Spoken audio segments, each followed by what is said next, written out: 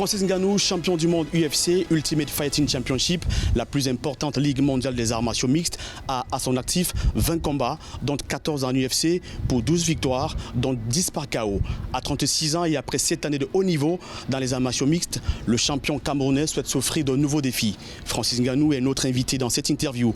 Nous revenons sur son parcours de Batié à l'ouest du Cameroun, aux États-Unis, ses défis sociaux avec sa fondation et ses nouveaux projets sportifs. Francis, bienvenue sur notre plateau. Merci de nous accueillir chez vous. Merci. Allez, on va s'installer pour cet exercice. Okay. Vous êtes là. Francis, merci de nous accueillir chez vous, sur les hauteurs de Nkolfulu, une banlieue de Yaoundé. Merci une fois de plus pour cette opportunité que vous nous donnez. Merci Robert et merci à Africa 24.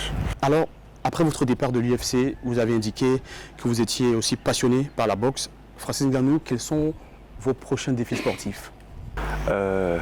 C'est pas après mon départ de l'UFC que j'ai annoncé que j'étais passionné par la boxe. J'ai toujours été passionné par la boxe et pour information, c'est pas la boxe que j'ai commencé. J'ai commencé la boxe ici au Cameroun même en 2008. À cette époque, je n'avais aucune connaissance de l'existence du MMA. C'est en 2013, quand j'arrive en France, que je découvre le MMA. Mais c'était au départ, c'était projet boxe. Après, j'ai eu plus d'opportunités en MMA, donc éventuellement le contrat avec l'UFC. Et vu ma situation à cette époque, il était juste pas possible de renoncer à l'opportunité que j'avais à cette époque. Alors j'ai saisi ça, mais tout en sachant qu'un jour, j'allais revenir à la boxe. Alors, dans les arts martiaux mixtes, vous avez gravi tous les échelons, devenant le champion du monde, avant de décider de sortir de la discipline en dénonçant au passage des conditions de vie des sportifs de MMA.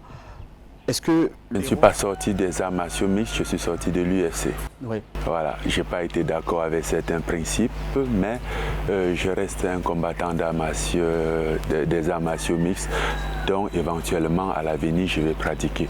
Où et quand, je ne sais pas encore, mais ça c'est encore dans l'ordre du jour. Alors, est-ce que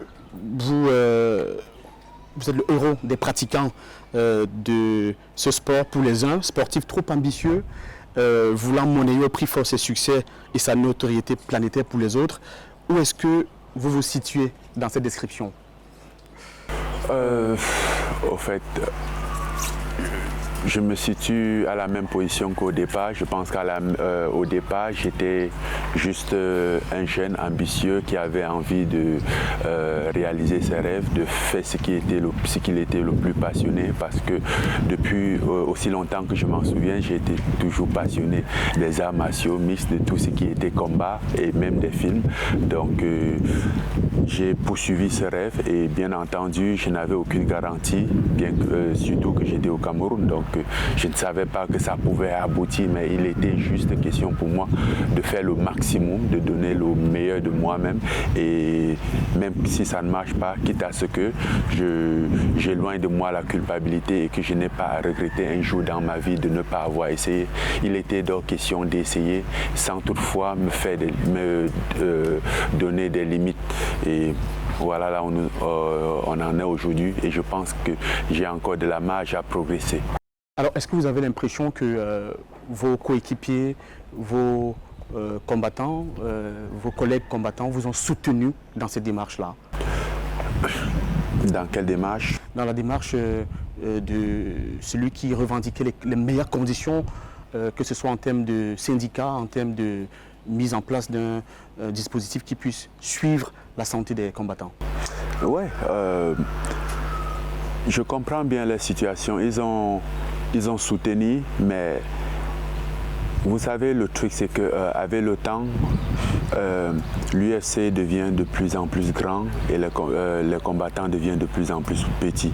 Ils ont de plus en plus de pouvoir et les combattants ont de moins en moins de pouvoir. Ce qui fait qu'aujourd'hui, nombreux sont ceux qui ne sont pas contents, mais ils n'ont pas le choix. Pour la plupart, ils sont liés dans des contrats auxquels ils ne peuvent pas se délier et ça ne leur donne pas la possibilité de choisir, même s'il y a meilleures conditions ailleurs, ils ne peuvent pas. Parce qu'à partir du moment où l'UFC ce qui est le point fort de l'UFC, c'est qu'ils ont cet avantage où ils détectent ceux qui peuvent éventuellement être fait mieux dans ce sport, être une star, et ils les verrouillent dans le contrat. Et les contrats à longue durée. Ils ne les permettent pas de terminer ce contrat, essayent de renouveler avec plus de rémunération, soit à la moitié du contrat et parfois même avant la moitié du contrat, soit disant que on vous aime, tu vois, et ce qui renouvelle la durée du contrat et fait que vous êtes toujours lié par ce contrat jusqu'au jour où l'UFC n'en veut plus de vous, et voilà. C'est une situation qui est frustrante? Non, c'est pas frustrant. Je pense que c'est le business. Je pense que faut rappeler que l'UFC est une entreprise américaine, comme toute entreprise américaine qui est dans un système capitaliste. Le but, c'est de faire le maximum d'argent. Je pense que le problème vient du côté des combattants qui n'ont pas compris, bien qu'ils sont impuissants aujourd'hui, mais qui ne comprennent pas souvent le fonctionnement, parce qu'ils sont pour la plupart juste à la quête animés par le besoin de devenir star, ou ils veulent tous être dans les bonnes grâces de l'UFC. Du coup, on ne se pose pas de questions, et parfois ils ne sont pas éduqués dans le système de fonctionnement de l'UFC, parce que voilà, c'est quand même une stratégie qui est très minutieusement planifiée. Par contre, le combattant, il ne voit pas ça. Quand il y a un combattant, tu as un nouveau contrat, la première des questions où il va poser, c'est combien. C'est le chiffre qui l'importe. Aucun terme de contrat, du contrat l'importe, parce que pour la plupart, peut-être en ce moment, il est financièrement fauché, et là, il se focalise sur ça. Et effectivement, l'UFC, qui sait qu'il a ce besoin, utilise ça comme moyen de négociation, comme levier de négociation, parce que lui il a un besoin d'argent, et lui il a de l'argent, qu'est-ce qu'il fait, tu vois. Donc c'est un peu ça. Même moi, c'est pas comme si au départ je savais pas, j'étais comme tous les autres combattants, j'étais ignorant, jusqu'à un moment où il s'est passé pas mal d'événements à l'UFC où j'étais un peu frustré, j'étais pas content de la situation, et c'est à partir de ce moment où j'ai commencé à payer des cabinets d'avocats pour étudier mon contrat, pour qu'on m'explique c'est quoi exactement les thèmes du contrat. Et j'avais compris que ce contrat, j'avais toujours compris qu'il était mauvais, mais je ne savais pas à quel point. Il a fallu des experts pour m'expliquer dans les détails, et à partir de ce moment, je me suis dit comment faire pour sortir de ce contrat. Pas forcément pour quitter l'UFC, mais au moins pour me mettre dans une bonne position pour renégocier mes intérêts à ma juste valeur, tu vois. Et c'est comme ça que j'ai adopté cette stratégie, mais avec l'aide des avocats, ce que beaucoup de combattants ne peuvent pas se permettre. Les avocats aux États-Unis, ça coûte très cher, et certains combattants, jusqu'à nos jours, même après avoir passé quelques années à l'UFC, ils ne peuvent pas faire ça. On va les dépouiller. Est-ce qu'avec votre action, votre coup d'éclat, si je peux appeler ça ici, on peut voir les choses changer, on peut se dire que vos jeunes confrères ont pris conscience de leur pouvoir? C'est pas aussi évident. C'est pas aussi évident, parce que faut se rappeler que ça fait 3 ans que je suis dans ce combat. Ça fait 3 ans que j'ai dit non, je ne signe pas un nouveau contrat. Ça fait 3 ans que j'ai dit non à des offres beaucoup plus lucratives que ce que j'en ai déjà, juste parce que j'ai mis un accent sur ma liberté. Parce que j'ai décidé d'avoir ma liberté que d'avoir de l'argent. Ça fait 3 ans que j'ai suffoqué financièrement et que je refusais de l'argent. Pourquoi? Parce que j'avais décidé d'aller plus vers ma liberté, où à partir de ce moment où j'étais libre, je pouvais maintenant capitaliser et être payé à ma juste valeur. Par contre, même si cette somme qui était avancée dans ces nouveaux contrats dont ils m'offraient n'était pas ma juste valeur, était juste plus que ce que j'avais déjà, mais ce n'était pas exactement ma juste valeur.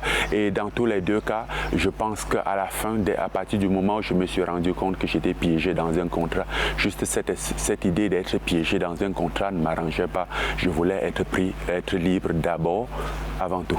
On précise à nos téléspectateurs qu'en termes de gains, la boxe anglaise, comparée à l'UFC, c'est 10 fois plus peut-être au-delà même de 10. Ça dépend. Les gains. Ça dépend. Oui. Dépend. On ne va pas dire c'est 10 fois plus, on va pas dire. On ne peut pas exactement préciser. Ça dépend de combattants, ça dépend du statut de combattant, ça dépend de l'événement, ça dépend du combat en lui-même. Il y a plusieurs critères. Effectivement, la boxe anglaise, les top combattants de la boxe anglaise sont plus payés que les top combattants du MMA, mais ça encore, ça dépend. Alors, Francis, on va parler de vos projets sportifs de haut niveau. Quelles sont vos ambitions immédiates? Où est-ce que vous voyez Immédiatement, il est question pour moi de me trouver. Je sais que je veux faire de la boxe anglaise. Peut-être là, il me faut trouver un combat à venir, peut-être cette année. Et aussi, le MMA, trouver une organisation auquel on pourrait travailler ensemble dans le MMA parce que, bon, comme je l'ai dit tantôt, j'ai encore envie de combattre en MMA. Tant que soit l'organisation est d'accord pour améliorer les conditions, moi ça me va. Moi, alors, ça me va. Ça ne me surprendrait pas qu'à l'avenir, je me retrouve à l'UFC. Tant qu'ils acceptent de mettre un peu de l'eau dans le vin. Donc, Francis Ngannou vous envoie un message chez les organisateurs de l'UFC. Donc, probablement, ce sera au grand bonheur des fans, de millions de fans que vous avez à travers le monde, de vous revoir en UFC. On a vu beaucoup de réactions au MMA. J'y arrive, au MMA. On a vu beaucoup de réactions, de déceptions. Est-ce que ça vous parle aussi, ces fans qui veulent vous voir revenir, mais vous avez vos conditions, si jamais ces conditions sont respectées finalement? Bah, je les comprends. Moi aussi, je suis déçu. Voilà. S'il fallait choisir, je ne serais pas parti de l'UFC. J'ai essayé, j'ai voulu rester, mais je ne serais pas resté à tout prix. C'est ça la différence. Je ne voulais pas rester à l'UFC à tout prix. Je ne voulais pas juste être un autre pion dans le jeu où on allait piloter. J'ai quand même le droit de vouloir contrôler mon destin ou de ce que je fais ou l'impact que j'aurai moi dans ce sport ou de prévenir ce qui m'est arrivé auparavant de ne plus arriver à l'avenir. Ou me battre pour que ce qui m'est arrivé n'arrive pas demain, peut-être à mon petit frère qui est en train d'être passionné, inspiré par moi et de pratiquer ce sport, ou à mon enfant qui demain va pratiquer ce sport. Vous regardez Africa 24 Sport. On prend une petite pause avec Francis Ngannou en posture d'interviewé. On se retrouve juste après.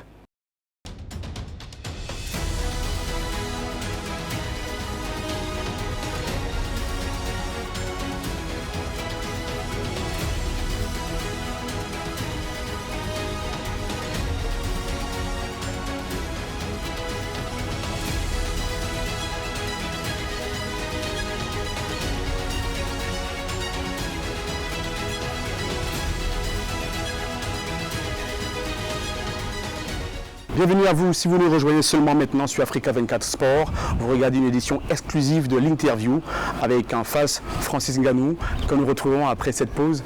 Alors Francis, déportons-nous du côté de la boxe anglaise en quelques minutes. Tyson Fury, il vous envoie des pics par médias interposés depuis quelques temps pour vous faire de l'argent, dit-il, à la mesure de votre talent. Tyson Fury contre Francis Ngannou, champion du monde de WBC. Cette affiche peut-elle se concrétiser? Si oui, dans quelles conditions?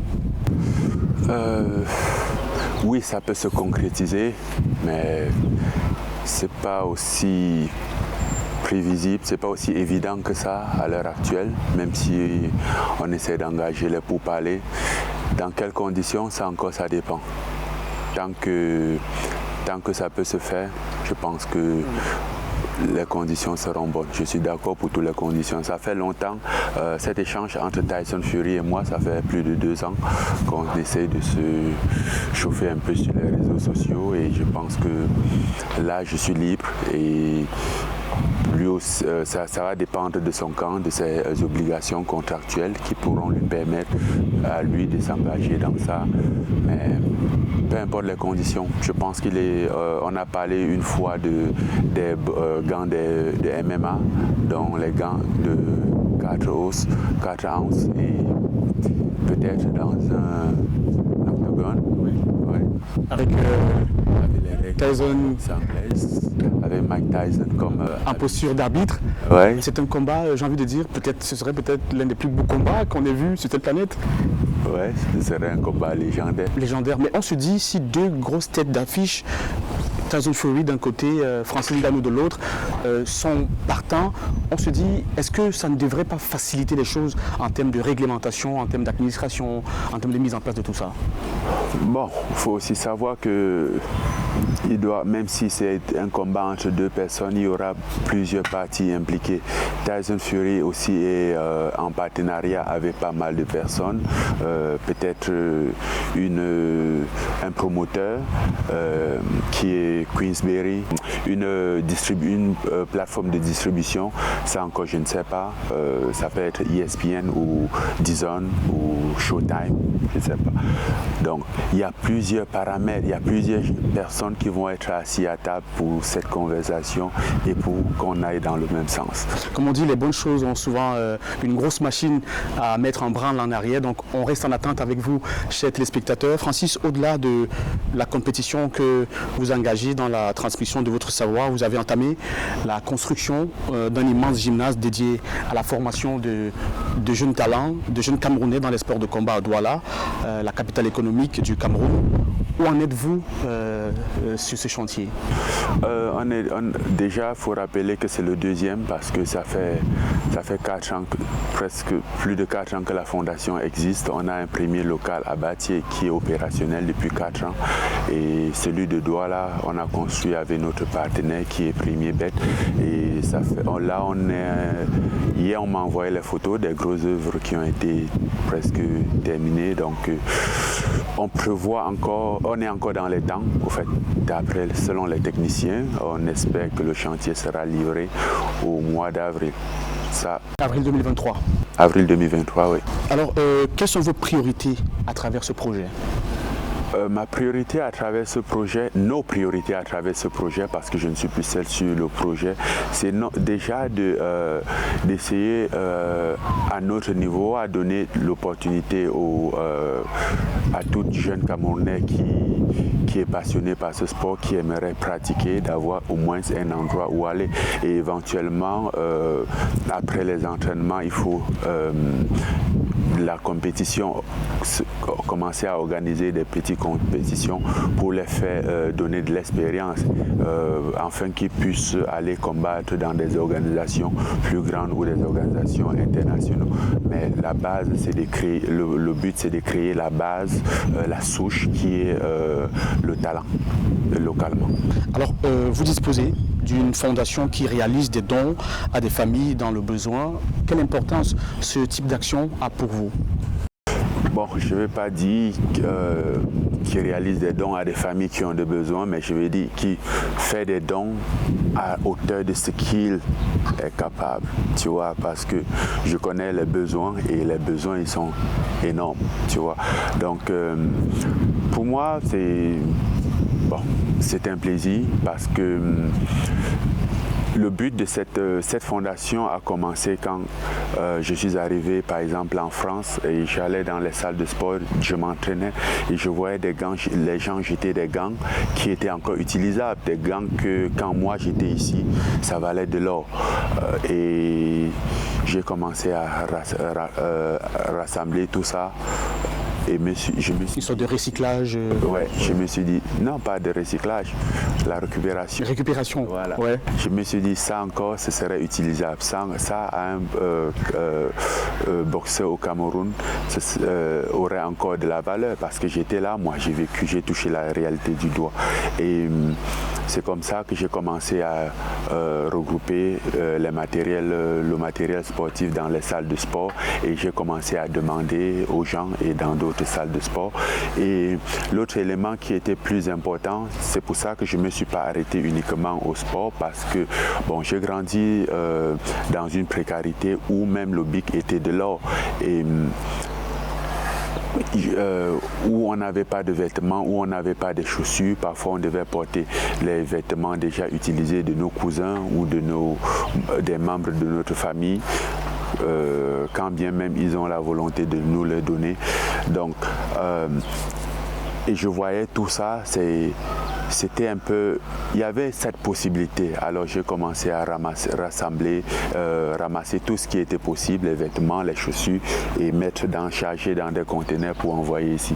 Et c'est ce qu'aujourd'hui on fait avec la fondation. Aujourd'hui on ne ramasse plus que ça, mais aujourd'hui j'ai la possibilité d'avoir des sponsors qui me soutiennent dans cette cause.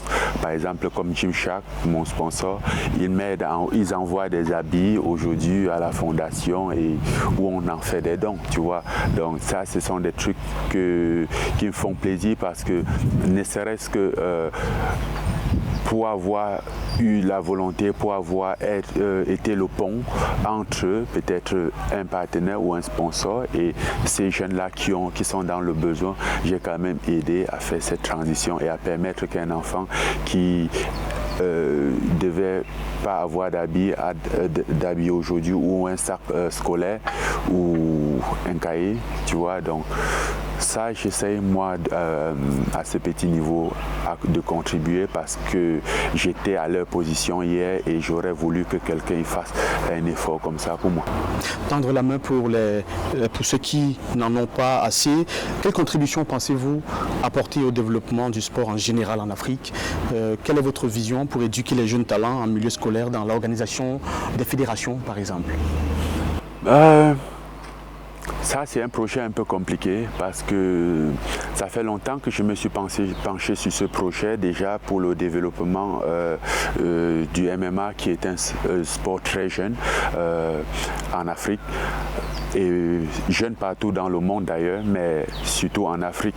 Et pour ça, on a un gros besoin qui est la connaissance. Aujourd'hui, les challenges qu'on a rencontrés, nous déjà avec ce qu'on a fait comme salle à bâtir et ce qu'on fait à Douala, le challenge c'est que localement on ne va pas trouver des entraîneurs expérimentés de MMA. Pourquoi? Parce que c'est un sport où nous sommes encore à la première génération des athlètes de cette discipline. Alors on n'a pas une ancienne génération qui, eux, peuvent se convertir en enseignant ou en coach, tu vois. Donc ça, c'est le plus gros challenge qu'on a dans le MMA.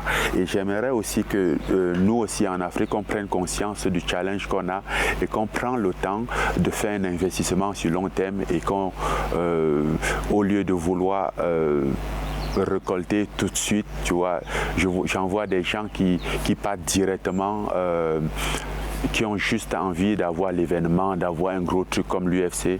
Mais l'UFC s'est construit pendant 30 ans. Ce sport s'est construit aux États-Unis pendant 30 ans. On est une nation ou un continent encore jeune. Il faut qu'on comprenne nos challenges, nos difficultés. On fait des organisations sans toutefois avoir des salles où des jeunes peuvent s'entraîner ou sans leur donner de la possibilité. Alors, qu'est-ce que vous espérez au fait? On va avoir des jeunes qui ont de la volonté, mais qui n'ont pas de la connaissance, qui ont du talent, mais qui n'ont pas de la connaissance pour affûter ces talents. Et c'est là où je pense que nous, on doit commencer. Qu'on essaye... bon, c'est beau d'avoir un grand événement comme l'UFC, mais je pense aussi que ce serait important de bâtir un système qui plus tard va créer un écosystème. L'UFC, quand ils vont quelque part, des pays vont leur donner peut-être de l'argent, où ils appellent le SAFI, le droit pour qu'ils viennent sur place faire des événements pour couvrir leurs pertes, surtout en Afrique, parce qu'ils estiment qu'il n'y a pas de l'argent, parce qu'ils estiment qu'ils ne vont pas vendre du pay-per-view, les droits télé ne vont pas être aussi élevés qu'aux États-Unis, les sponsors américains ne vont pas suivre ici. Alors pour couvrir les dépenses, ils aimeraient que le pays qui les reçoive leur donne une compensation qui va leur permettre de couvrir les frais. Et certains pays en Afrique ont envie de faire ça. Et moi, bon, même si je suis fan de l'UFC et que j'aimerais avoir l'UFC en Afrique, mais je pense que nous, aujourd'hui, on ne peut pas se permettre de faire des trucs comme ça. Pourquoi? Parce que cet argent qui pourrait être dépensé pour un événement UFC en Afrique pourra contribuer à construire un écosystème qui va nous être profitable dans 5 ans, dans 10 ans, dans 20 ans. Une pépinière, on peut investir cet argent dans des salles de sport, dans plusieurs salles de sport, avoir des coachs, même s'ils sont expatriés pour un premier temps, qui vont former des gens et qu'au bout de 5 ans, nous, on aura nos propres coachs qui vont former nos propres jeunes dans nos salles de sport et on pourra faire nos parts d'organisation toujours dans ce même argent. Alors que quand l'UFC arrive quelque part, qu'est-ce qui se passe? Ils vont prendre 2, 3 ou 4 combattants au max de cette région, de ce pays et après, sachant les challenges qu'ont nos combattants, ils ont problème d'infrastructure, de coaching, d'entraînement et tout ça, ils ne vont pas performer au bout de 2, 3 combats. Quand l'UFC serait parti d'ici, ils vont aller là-bas, au bout de 2, 3 combats, on va les virer. Et quel sera notre profit dans toute cette somme qu'on a dû dépenser, que peut-être le gouvernement, ces millions de dollars que le gouvernement a donné à une multinationale? Quel sera l'impact de ça dans la société, alors qu'avec cette même somme, on peut développer quelque chose. Et je prends toujours l'exemple dans le combat de Mohamed Ali et George Foreman en 1974, Rambo in the Jungle. Oui, ok, c'était grandiose, c'était beau, mais aujourd'hui, quel est l'impact de ça? 49 ans plus tard, quel est l'impact de ça dans la société congolaise? Est-ce que ça les a aidés? Non. Pourtant, avec cette somme d'argent, on aurait pu développer la boxe congolaise et voire même africaine. Alors, on sort avec la dernière, Francis. À la fin de votre carrière de haut niveau, comment comptez-vous vous convertir? Est-ce que vous vous imaginez faire une carrière dans le cinéma, la mode, ou on a vu quelques apparitions, même sporadiques soient-elles déjà? Je ne sais pas. Pour l'instant, je suis concentré sur ma carrière sportive. Je pense que c'est le plus important. J'ai encore quelques années devant moi. Et je ne sais pas, voyons ce que l'avenir nous réserve, mais comme disent les Américains, the sky is the limit. Yeah. Francis, merci de nous avoir accordé cette interview. Merci Robert. Africa 24 Sport, c'est la fin de cette interview exclusive. Nous avons eu l'honneur d'avoir Francis Ngannou en face. Et chers téléspectateurs, restez en compagnie des programmes de votre chaîne. On se retrouve plus tard.